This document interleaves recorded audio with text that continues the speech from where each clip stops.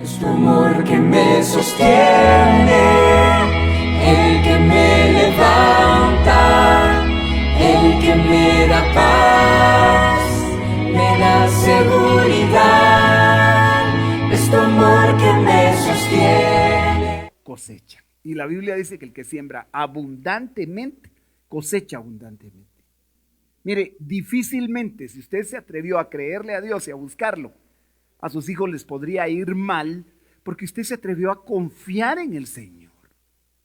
Y esa confianza garantiza que sean librados del cazador, del destructor, del acreedor, de todas esas potestades que si no vienen con deuda, vienen con fracaso emocional. Una profesión, créame, podrá ser una ventaja económica, pero también es una herramienta para perderse cuando no hay temor de Dios en el corazón. Así que es el tiempo de crecer y de enfocarnos en lo que el Señor tiene. Nuestras actividades, pues usted ya las conoce, las mujeres y la juventud los sábados están a las 4 y 6 de la tarde. Este sábado vamos a tener una variante para la que se les va a estar informando, pero sí hay actividad. Y quiero entrar de lleno a esta palabra que el Señor nos ha traído para esta noche. Rociados con su sangre. El contexto de esta palabra está en el efecto de la sangre de Cristo tan extraordinario, no solo para rescatarnos, sino para proveernos después de haber sido rescatados de todas las cosas que son purificadas y principalmente nuestra conciencia, nuestra vida por la sangre de Cristo. Hay procesos que se estancan en la vida del cristiano cuando se pierde, hermano, el conocimiento de lo poderoso que es el nuevo pacto en la sangre de Cristo.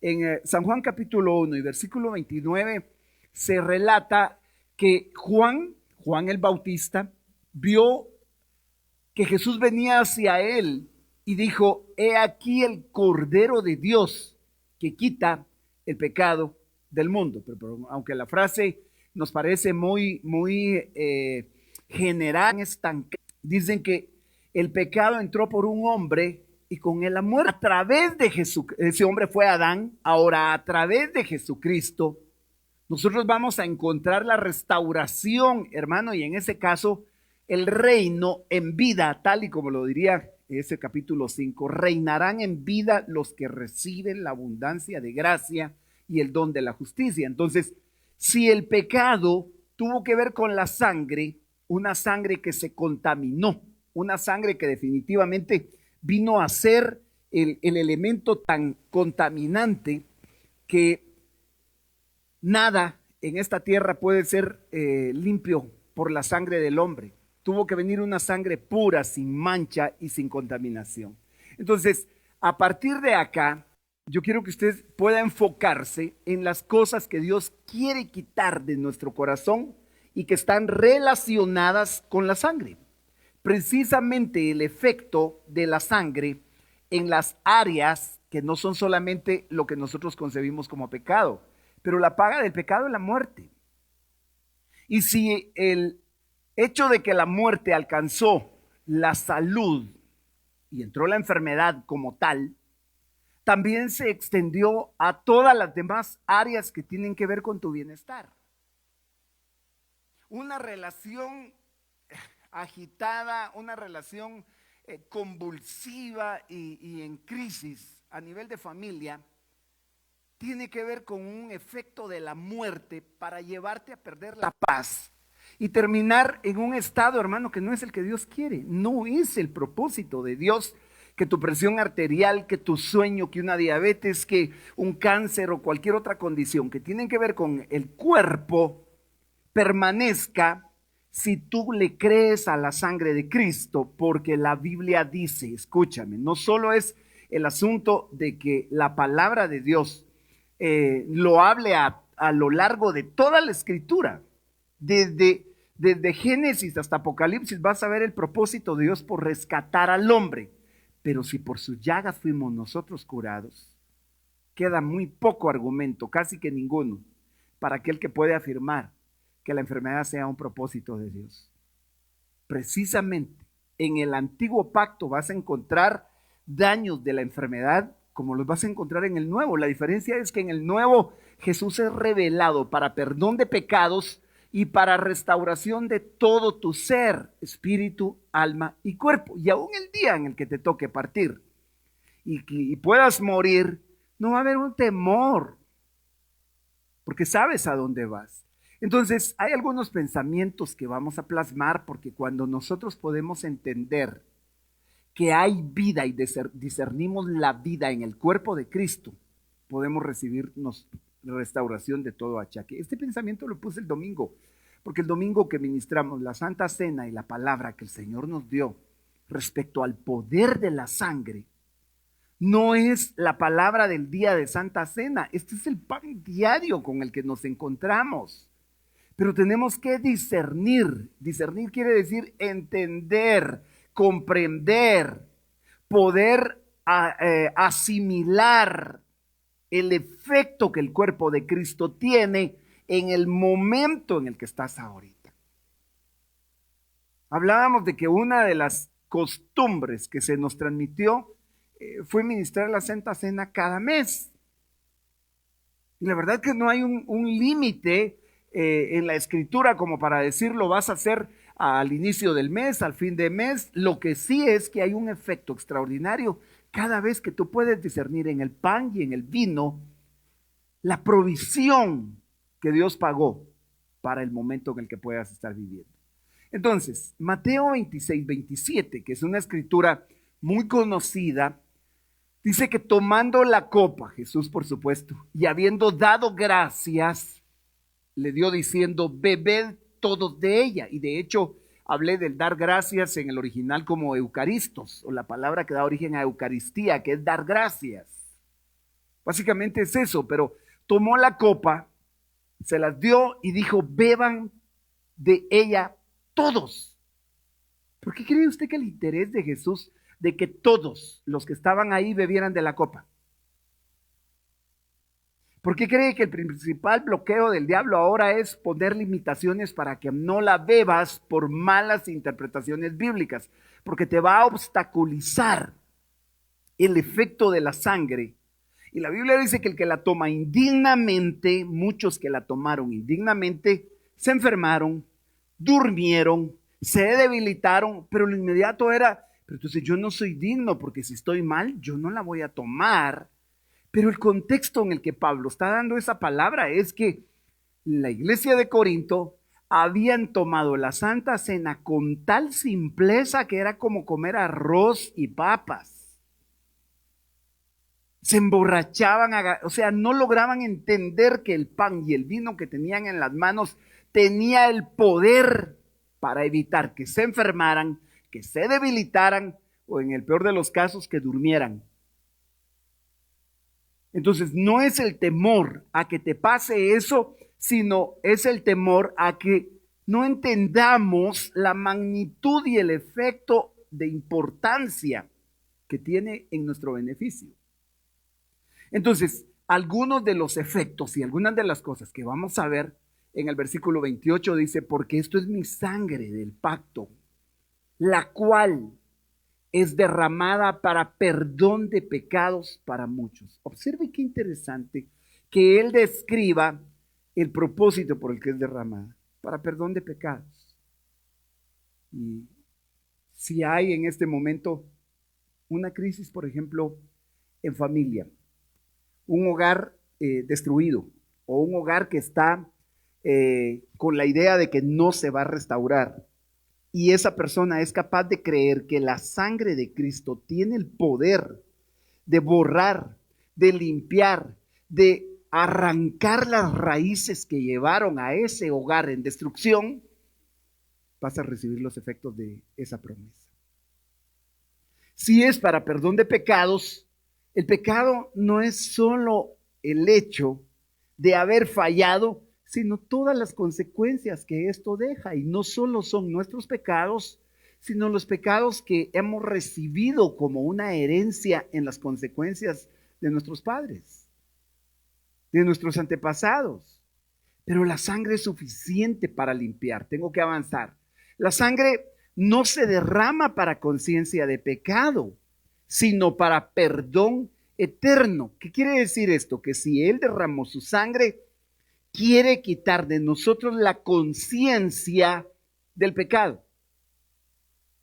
Y estar consciente del pecado es como constantemente tener una marca en la mente de que mereces llevar culpa, de que mereces estar mal, de que probablemente no va a haber reparación de parte de Dios para tu caso, pero la conciencia que es purificada no es una conciencia perfecta, es una conciencia que es limpia para perfeccionarse, no es limpia porque sea perfecta.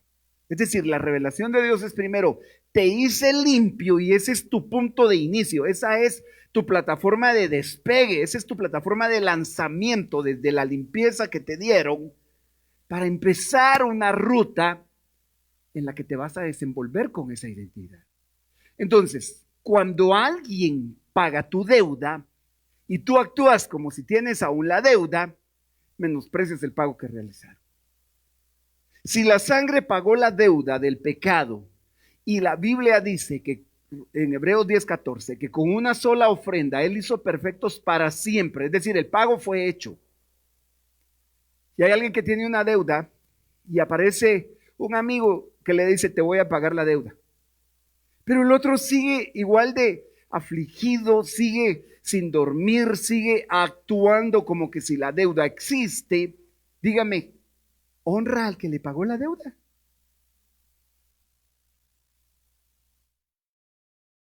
Lo que Jesús hizo no fue una paga con tarjeta de crédito.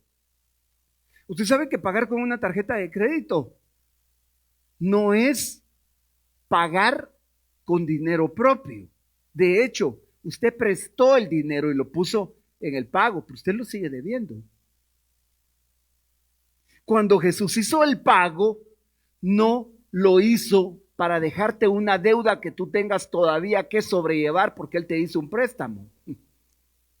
Él hizo un pago completo de tal manera que la conciencia ahora cuando fallas es diferente cuando has creído en una justificación que te dio y que no te va a ser quitada, porque entonces si pecaste, lo inmediato es saber que no puedes permanecer así, pero que la deuda fue cancelada y por consiguiente te tienes que reparar. Pero cuando el diablo trabaja en vía contraria, te va a hacer creer que ya te habían pagado la deuda, pero la volviste a regar, como decimos, y ahora pues cada vez se te va cortando la pita y se te va cortando la pita, y lo más probable es que sea en un momento en el que vas a decir, no, conmigo ya no hay salida. Y te lances literalmente a la horca, como lo hizo Judas. No estoy hablando solo de la horca literal, sino el abandono en el que alguien cae cuando decide dejar el camino de Dios. Entonces, tengo que mostrarte algunos aspectos porque Oseas 4:16 dice, mi pueblo es destruido porque carece de conocimiento. Yo quisiera, tenemos eso en pantalla, ¿verdad? Lo vamos a dejar en pantalla un momentito, por favor. Lo vamos a dejar en pantalla. Si mi pueblo es destruido porque carece de conocimiento, entonces una estrategia del diablo es que tú no sepas, ya lo podemos quitar de pantalla, que tú no sepas esta verdad. Porque si no sabes esta verdad, lo inmediato es que la destrucción encuentra un campo abierto para actuar. Pero si tú ves que el efecto de la sangre es tan poderoso que no hay diablo, no hay brujo, no hay hechicero, no hay chamán que derrame sangre de gallinas, de animales, de lo que sea, superior a la sangre de un cordero sin mancha y sin contaminación, que roció tu vida, tu casa, tu cuerpo, tu matrimonio. Y aquella gente que te lanzó una maldición y que dijo que iba a haberte acabado, se va a quedar chivito. Porque la sangre de Cristo es superior a cualquier otro pacto que se haya lanzado. Entonces no vas a caer en el plano de la destrucción porque Dios te va a decir conoceréis la verdad y la verdad te va a hacer libre. Mira, Se requiere de sangre inocente para limpiar la sangre del culpable. ¿Estamos acá? Se requiere de sangre inocente para limpiar la sangre del culpable. La Biblia dice que no hay justo ni aun uno, así que ningún hombre puede limpiar porque todos estamos sucios. Nadie puede presumir de no pecar y en ese contexto de la culpa, en ese escenario de la culpa, siempre va a aparecer el que se siente mejor que los demás o menos culpable. Lo que sí es cierto es que poner nuestra atención en la sangre de un cordero sin mancha y sin contaminación es poderoso, porque entonces tú sabes que Él no te limpió, que Él no vino porque tú estuvieras limpio. Entonces esta fue una estrategia del diablo. Alejarte y ponerte una barrera diciéndote, si no vienes limpio, ¿a qué vienes al culto? Si no estás limpio, ¿para qué vas a orar? Si no estás limpio, ¿por qué vas a leer la Biblia? Y está bien el anhelo de limpiarse, está bien el buscar la santidad, pero buscar la santidad va más allá de simplemente sentir que tú lo puedes lograr. La santificación es un proceso que viene de parte de Dios, hermano. Pero tengo que avanzar porque entonces, en esa idea, Hebreos 9:22 dice que según la ley de Moisés, casi todo es purificado con sangre. Y sin derramamiento de sangre no hay perdón de pecados. Esto estaba plasmado en el libro de Levítico, en el Antiguo Testamento, y el escritor de la carta a los Hebreos vuelve a tomar esta palabra. Según la ley, casi todo es purificado con sangre. Y sin derramamiento de sangre no hay perdón. Entonces yo tengo que partir de acá para traer a tu mente y a tu corazón la importancia de ser rociados con esa sangre. O sea, no hay otra forma de tener perdón si no es por la sangre. Y de aquí nace el concepto original de por qué desde el libro de Génesis, la primera experiencia que encontramos de sangre derramada es con Adán y con Eva. Fueron echados del huerto del Edén, pero enseñaron de alguna forma a sus hijos a traer un sacrificio. Ahora, la primera vez que se va a mencionar la palabra sangre no aparece con Adán ni aparece con el huerto como tal. Pero cuando son expulsados, esta ha sido una enseñanza que mucha gente la ha compartido y la hemos aprendido. Dios los vistió y los viste, les quita las hojas de parra que ellos se habían puesto. Algunos dicen que eran hojas como de higuera. Se cubrieron porque el pecado provocó que la gloria los abandonara, porque esa gloria los cubría, era una especie de luz en donde aunque estaban desnudos, ellos no se veían desnudos, no había conocimiento del mal como tal. Pero en ese momento que se ven desnudos, Dios pregunta y les dice, ¿quién les enseñó que estaban desnudos? Entonces el diablo trajo una enseñanza en ese sentido para buscar cubrirse de otra forma que no era la que Dios habría determinado. Y van a buscar vegetales, hojas para cubrirse. Cuando Dios los encuentra en esa condición y les quita esa vestidura y los viste de pieles, obvio que para tener una piel se tuvo que matar una víctima que proveyó esa piel, un cordero definitivamente, y es un derramamiento de sangre que está implícito en el momento de cubrirlos. Pero seguramente Adán aprendió a traerle a Dios ofrenda en el Edén. Y sus hijos aprendieron la práctica. Para que cuando los años pasan, en Génesis 4, Abel trae una ofrenda de sus primeros corderitos del rebaño. Dice la Reina Valera actualizada que Abel también trajo una ofrenda de los primerizos de sus ovejas, lo mejor de ellas.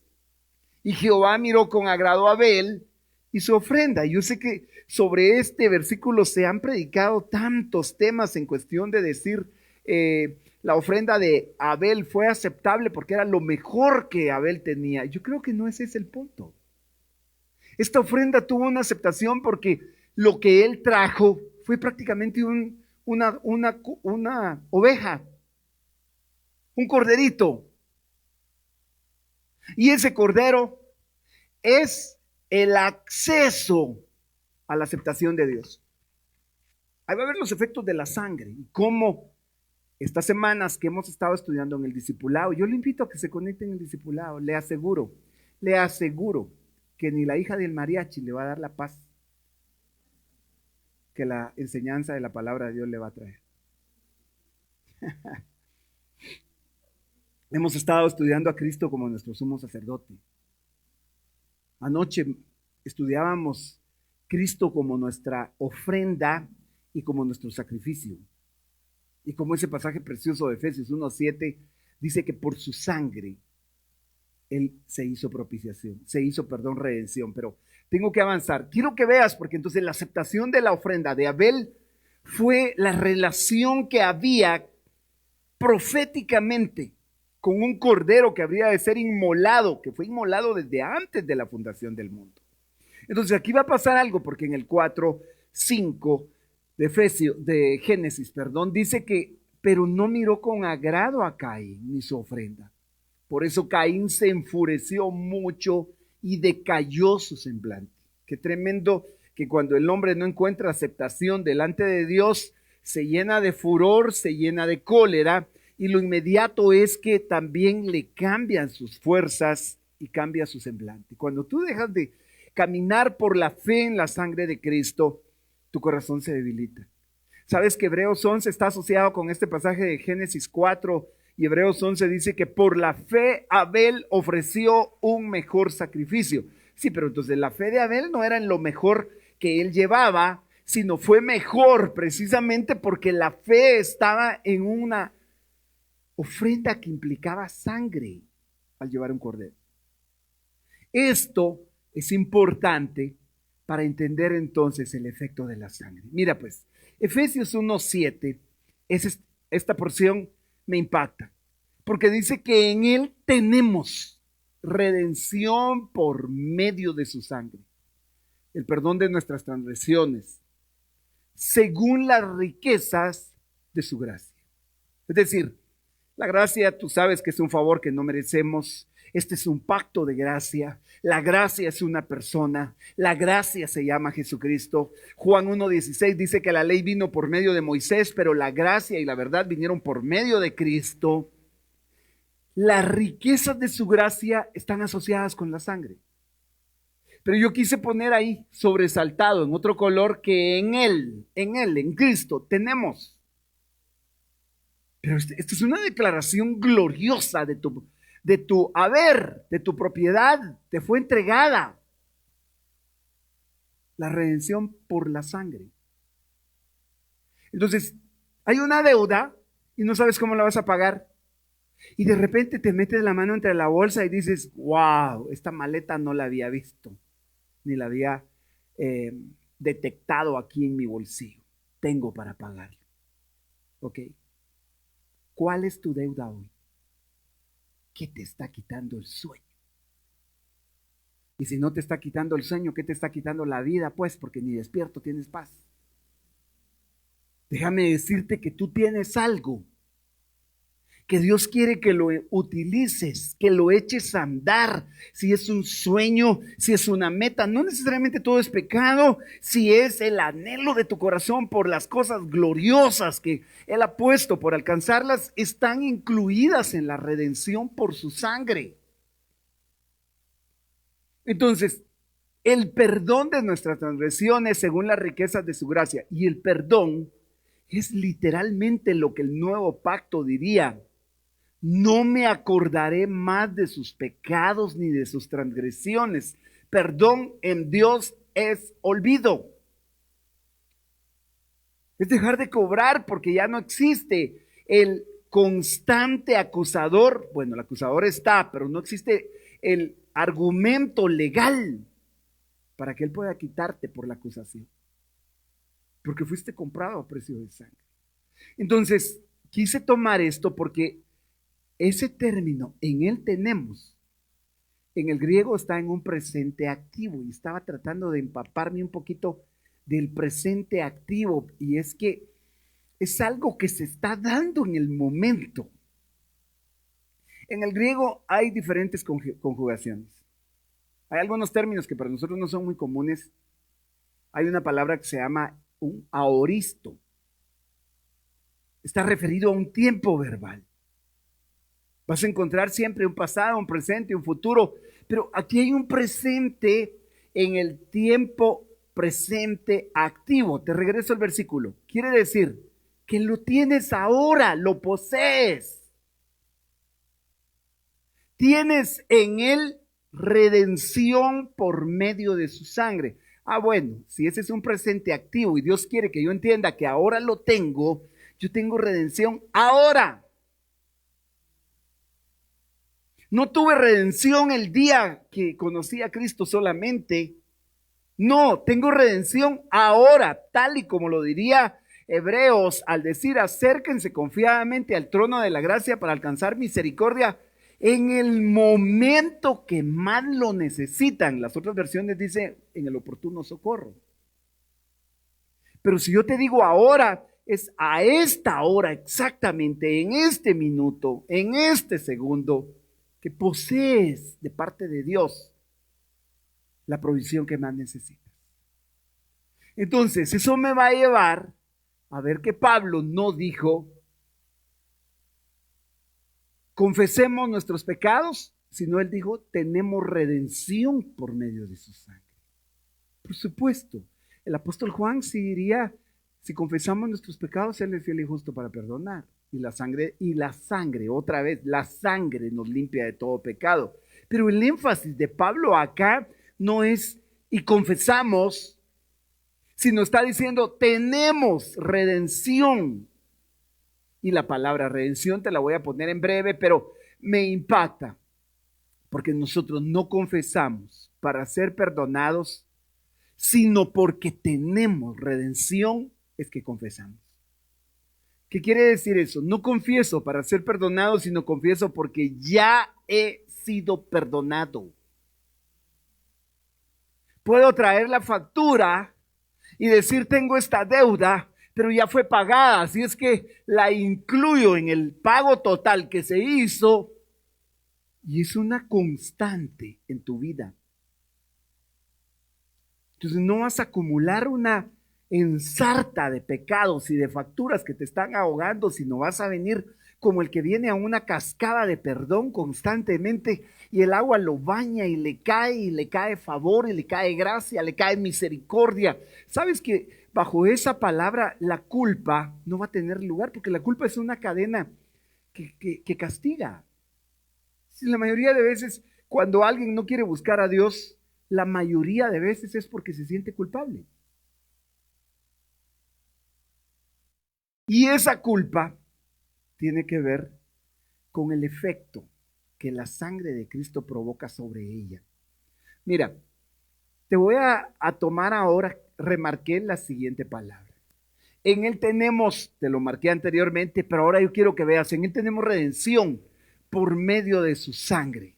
Pero esa palabra, redención, aunque es un tema de doctrina básica, diríamos, muchas veces la hemos olvidado, pero la redención por su sangre nos libra de la culpa, nos libra de la vergüenza, nos libra de la deshonra, nos libra de la herencia que fue arrebatada.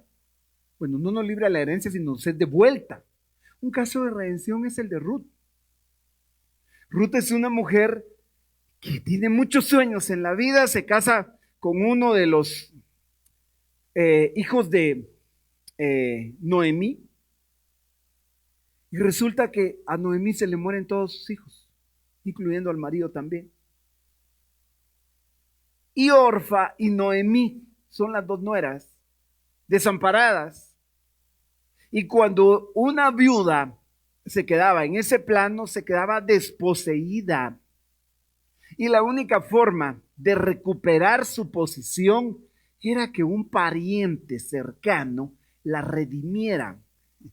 Eso implicaba que si él la redimía, ella podía recuperar todo lo que había perdido, y es la condición nuestra, lo que el pecado hizo al desposeernos, pero apareció un pariente cercano, nuestro amado Cristo Jesús, que pagó en la cruz la redención y con él nos devolvió todo lo que nos fue quitado. Entonces la redención, la palabra redimir significa comprar. Comprar lo que se habían llevado como esclavo. O sea, alguien cayó de esclavo y ahora aparece alguien de en segunda intervención y diría, usted lo compró, pues yo ahora lo voy a rescatar, voy a pagar el precio, así es que venga para acá. ¿Por cuánto? ¿Por qué deuda se lo llevó? Sería como que si alguien en una hipoteca pierde porque no tuvo para pagarlo, pero aparece alguien y dice, yo puedo pagar la hipoteca, aquí le pago la hipoteca y tome su propiedad otra vez. Eso es redimir. Entonces, la palabra redimir significa comprar. Y el término, esto es precioso porque el término era usado específicamente para referirse al pago de la libertad de un esclavo. Miren qué cosa más tremenda, porque no es ir a comprar esclavos, es ir a pagar la libertad de un esclavo y dejarlo libre. Y el esclavo se enamora de tal manera del que lo perdonó, que se vuelve ahora un esclavo por amor, no por culpa, no por cadenas, sino simplemente dice, yo quiero quedarme aquí. Y una de las muestras de la libertad de un esclavo era que le perforaban la oreja, y cuando se cumplía el tiempo de su esclavitud para ser libre y el amo le decía, vete, quedas libre, él decía, es que no, me han tratado tan bien aquí que yo no he sido un esclavo obligado, yo quiero ahora seguir estando acá por amor. Entonces la ley decía que se lo tenían que llevar a la puerta, lo llevaban a una puerta, le colocaban la oreja en la puerta y le traspasaban la oreja, le horadaban la oreja. La puerta tiene un nombre. La puerta es una persona. Su nombre es Jesús. Él dijo, yo soy la puerta. El que por mí entrare, hallará pastos. Pero cuando a alguien le perforan la oreja es porque su oído está habituado a la palabra que le provoca fe. Porque es por el oír que viene la fe y el oír la palabra de Cristo. Como me encanta ese versículo porque tiene sentido en que la oreja fuera perforada en la puerta, no en la ley. El punto acá extraordinario es que Él nos redimió, Él pagó el precio de nuestra libertad. Ahora, el trabajo del diablo va a ser querer esclavizarte, el trabajo del diablo va a querer ser someterte por todos los medios. Irritar tu carácter, ponerte de mal humor y caíste en un estado de esclavitud en tus emociones, esclavizarte a una adicción, esclavizarte a una relación que te cortó la libertad de crecer, de volar en el reino de Dios, esclavizarte a una deuda, las deudas esclavizan, esclavizarte a una enfermedad. Las esclavitudes siempre fueron marcadas por tormento, por culpa. De lo contrario, la esclavitud no sería tan despreciable. Entonces, cuando Jesús dice, conocerán la verdad, conoceréis la verdad, o en la versión actualizada, ya no es conoceréis, sino conocerán la verdad, y la verdad los hará libres. ¿Y sabe usted que los judíos que estaban ahí se enojaron y dijeron, nosotros nunca hemos sido esclavos de nadie? Nunca hemos sido esclavos de nadie. ¿Cómo viene a decirnos? En primer lugar, se les olvidó que habían estado esclavos en Egipto. En segundo lugar, Jesús les tiene que decir, el que peca es esclavo del pecado. Entonces, ¿cuál es el punto de liberación del pecado? ¿Habrá alguien que está batallando contra el pecado esta noche en este lugar? o allá en casa, donde quiera que estés recibiendo esta palabra. Sabes que la promesa del Señor es recibir la verdad. ¿Y cuál es la verdad sino lo que ahora estamos viendo? Déjame mostrarte esto.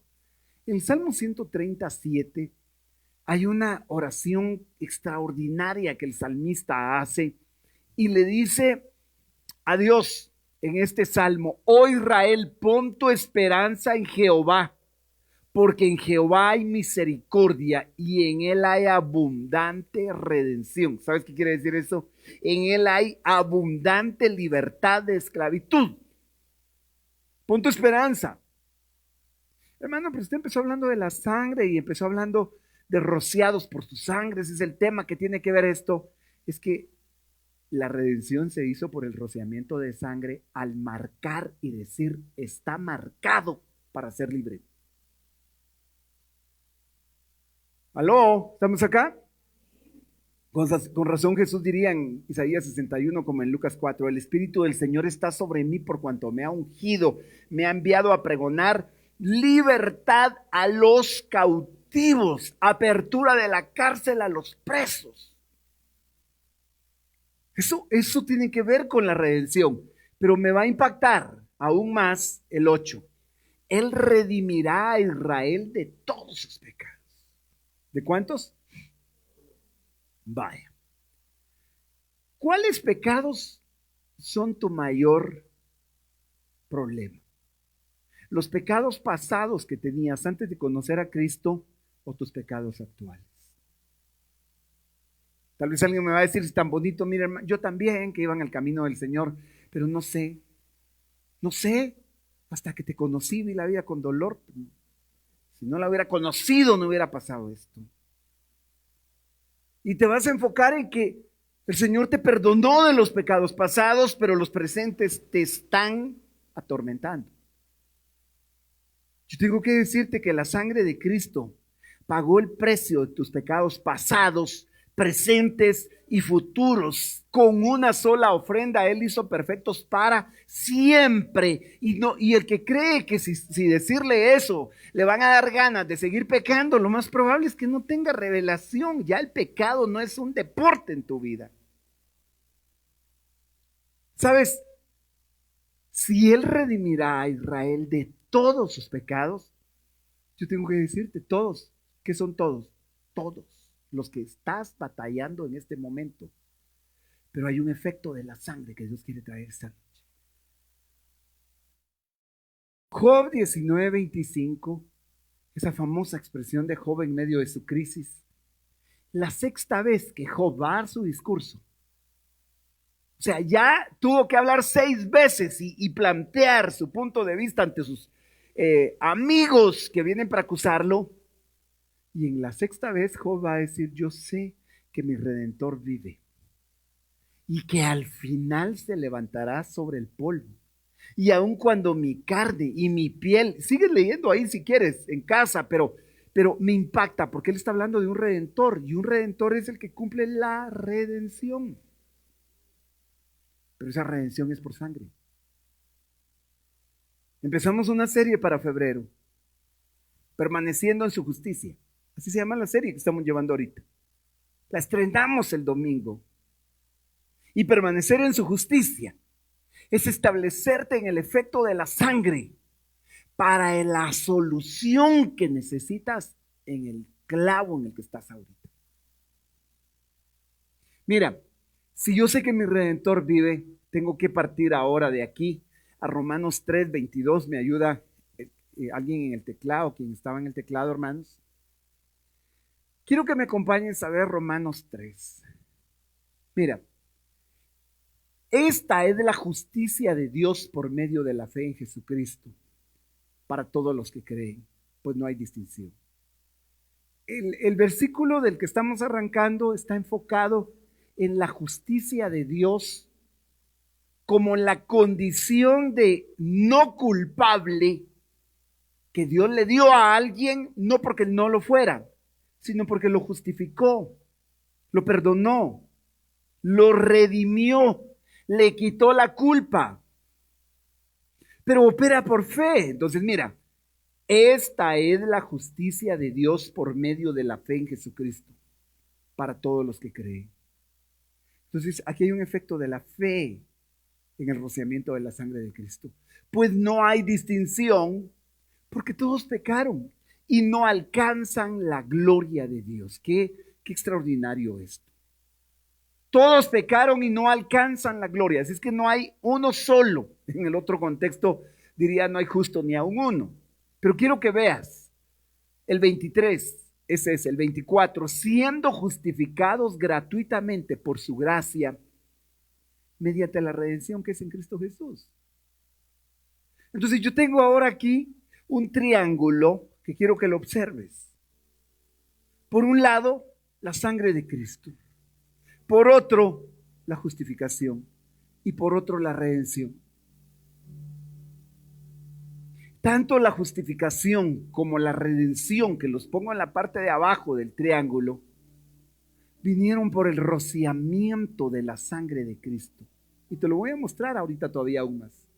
Siendo justificados gratuitamente por su gracia, mediante la redención que es en Cristo Jesús. Pero ¿cómo se dio la redención? Tú lo leíste en Efesios 1:7. ¿Quieres revisar a Efesios 1:7 alguien y acompañarme? No se lo voy a poner yo en pantalla. Efesios 1:7. Efesios 1:7. Porque si fuimos justificados gratuitamente, nos hicieron justos gratuitamente. Por su gracia. Mediante la redención. Sí, pero ¿cómo se dio la redención? ¿Por medio de qué nos redimieron? ¿Cómo dice el 7? Por medio de su sangre. Efesios 1:7. Pero en Él tenemos, por eso te dije, ese presente, tenemos redención por su sangre. Es que no te vas a ir igual esta noche, hermano. Yo no vine a traer esta palabra por llenar un espacio. Yo vine porque Dios tiene un trato contigo así de frontal y directo para decirte, estoy tratando porque te redimí. Sigue el 25. Como demostración de su justicia, Dios le ha puesto a él como expiación por la fe en su sangre. Estoy en el mismo pasaje de Romanos 3. ¿Quieres agarrar el contexto? Todos pecaron y no alcanzan la gloria de Dios. 24, siendo justificados gratuitamente por su gracia mediante la redención que es en Cristo Jesús. 25, como demostración de su justicia, Dios le ha puesto a él como expiación por la fe en su sangre, a causa del perdón de los pecados pasados en la paciencia de Dios. Entonces me impacta el que Dios quiera demostrar su justicia, porque este es el año de la justicia, en pacto de gracia, y en todo aquel que le quiera creer de aquí hasta el regreso de Cristo. Y una justicia que es eterna. Entonces ten presente que le ha puesto a él como, expliqué expiación en estas semanas. ¿Se recuerdan lo que significa expiar? Es borrar culpa. Expiar es quitarle la culpa a alguien, la expiación, el cordero expiatorio. Era el cordero sobre el que ponían las manos en su cabeza y el que lo trajo junto con el sacerdote le ponían las manos en la cabeza y toda la culpa del que lo trajo se transfería al cordero que no tenía ninguna culpa. Y toda la inocencia del cordero la recibía el que había puesto las manos sobre él. La expiación era quitar la culpa. Entonces, Dios le ha puesto a él como expiación, te quitó la culpa. Por la fe, esta es una encomienda de Dios. Dios quiere que veas y tengas fe en su sangre. ¿Te das cuenta que dice por la fe en su sangre? A ver, ¿tú tienes fe en la sangre? ¿Tú tienes fe en la sangre? ¿Tienes fe en la sangre? ¿Pero fe para qué?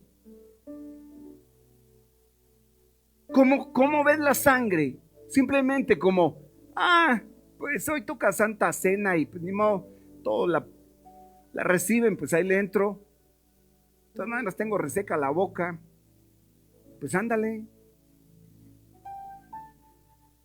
No, no puedes volver a ver la sangre con tal simpleza. Te voy a decir algo, hermano. No esperes que el pastor te tenga que ministrar la Santa Cena. ¿Cuánto tiempo hace que no has tomado Santa Cena? Te estás perdiendo de un efecto. Lo vimos el domingo en Juan 6. El que come de mi carne y bebe de mi sangre permanece en mí y yo permanezco en él. Ese fue el tema del domingo, permaneciendo en su justicia por el efecto de la sangre. Mire, ¿y qué pasaría si yo tomara la Santa Cena todos los días? Ay, no, esto sí que no tiene la revelación. Todavía se la voy a poner más grave. Yo conozco a un siervo de Dios extraordinariamente bendecido, amado, usado, lleno de gracia y de favor, que se atrevió a empezar a tomar la Santa Cena 3 veces en el día. Y usted diría, no, ese cuate se va a estar en la calle. Pues vea sus efectos y vea los suyos y dígame quién lo está. Pastor, entonces vamos a tomarte. No, tampoco se me emocione. Usted va a tener que tener fe en la palabra de Dios. Sé que para algunos decirle, ministren la Santa Cena en casa y tienen una atadura con el alcohol, le van a entrar al vino como jarro quebrado. Pues entonces use un jugo de uva. No se expongan necesariamente a una bebida que tiene alcohol. Pero tengo que cerrar el caso porque Dios escucha la voz de la sangre. Tengo unos minutos, afortunadamente, 2 tal vez.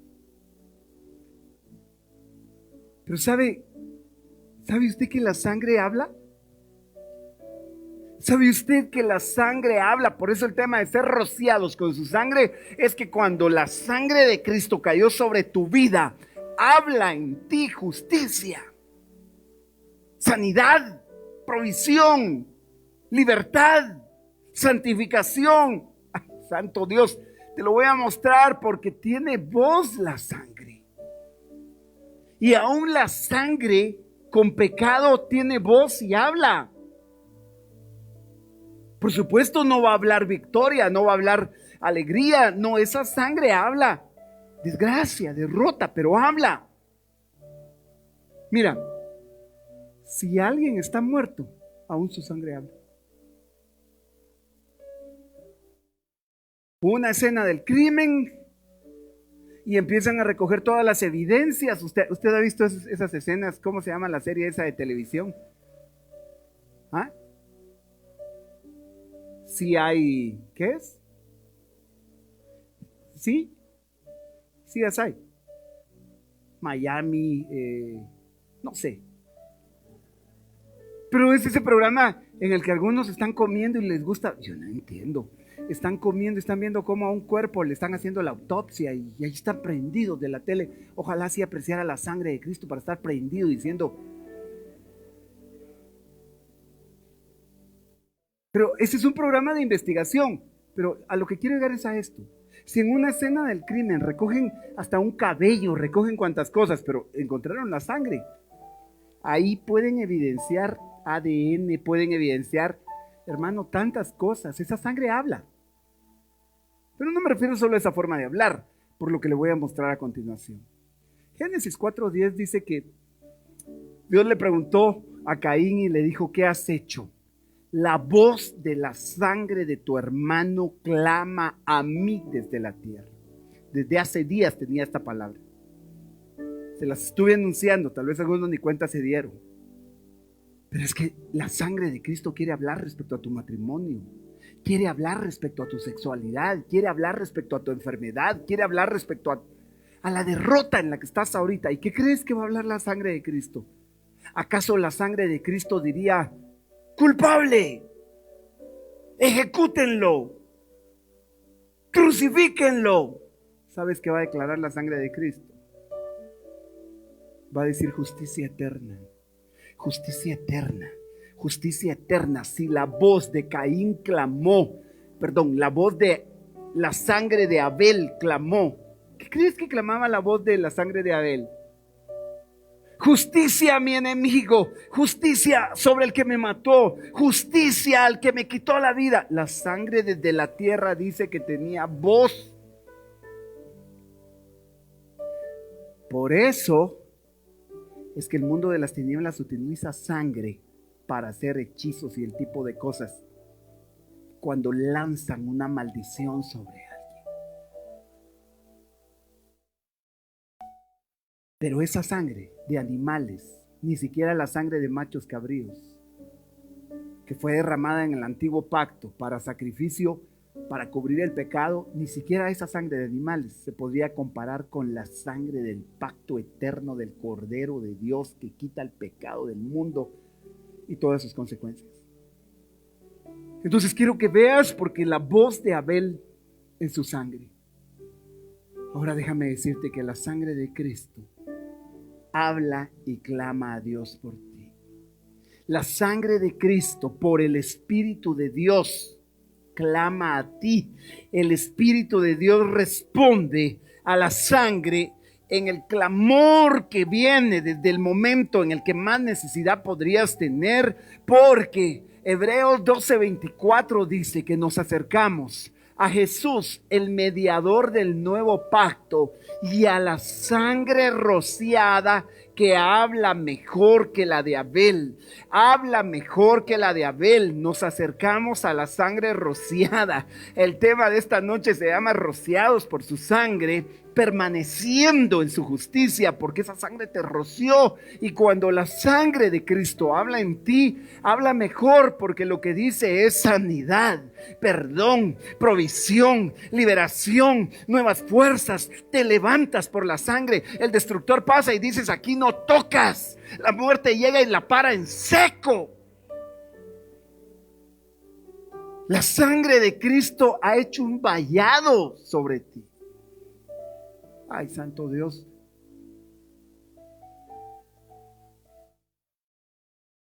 Me faltan 3 diapositivas si las termino. Y no se me queje que si es daño para su alma, evalúelo. Pareciera que un favor le estoy haciendo. No, pareciera que un favor me está haciendo usted a mí. ¿Sabe? Ya no lo voy a tratar yendo a la cita. Pero en el antiguo pacto, cuando ordenaban al sacerdote levítico, él recibía sangre en su oreja derecha, en su pulgar derecho, y hay una versión que dice en el dedo gordo del pie derecho. Encontré una versión. Entonces Moisés hizo este proceso sobre Aarón y sobre sus hijos. ¿No le parece a usted curioso que la sangre la rociaban sobre el tabernáculo? Tenían que ponerla sobre los cuernos del altar, tenían que rociar todos los elementos y purificaban el tabernáculo con la sangre. Pero lo que me impactó era que era puesta sobre personas.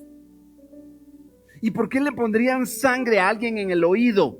Porque una vez la sangre de Cristo habla en ti, las maldiciones que te lancen, tu oído va a decir: no, no, no, aquí hay sangre, aquí no penetra desgracia, aquí no penetra maldición, aquí no penetra mensaje de muerte, aquí no penetra profecía de muerte, aquí no penetra palabra que desanima.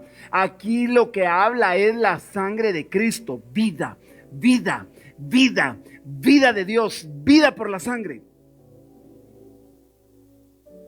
Cuando alguien está enfermo, no simplemente ore, ponga la sangre. Le di el testimonio el domingo de esa niña secuestrada y cómo los brujos que la iban a sacrificar no pudieron porque alguien intercedió y la cubrió con la sangre, a distancia, sin saber que la habían secuestrado. Cubre a tus hijos con tu sangre.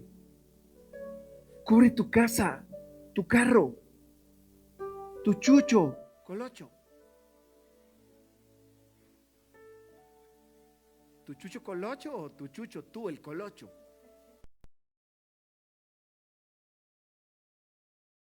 No, hermano, la sangre de Cristo no es para ser puesta sobre las cosas. ¿Quién dice que no? Si dice que por la sangre fueron purificadas las cosas en los cielos. Cosas. O sea que no es solo sobre las personas. Y no se queda ahí. Porque todavía tendría que hablarle por qué en el pulgar derecho. ¿Y por qué en el pulgar del pie derecho? ¿Qué misterio hay en el pulgar y en la derecha?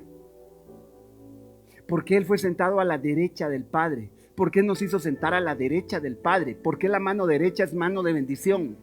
Y no que la de izquierda sea de maldición, pero es en el reflejo de la posición de Cristo. Y no se queda ahí. Cuando los leprosos eran sanados, que por cierto, no hay leprosos sanados en el Antiguo Testamento, esto se dictó en la ley, pero no hay registro de un leproso que se haya sanado. El único que sanó a los leprosos fue Jesús. Y se lo dije el otro día, alguien me va a decir, pero Naamán sí se sanó.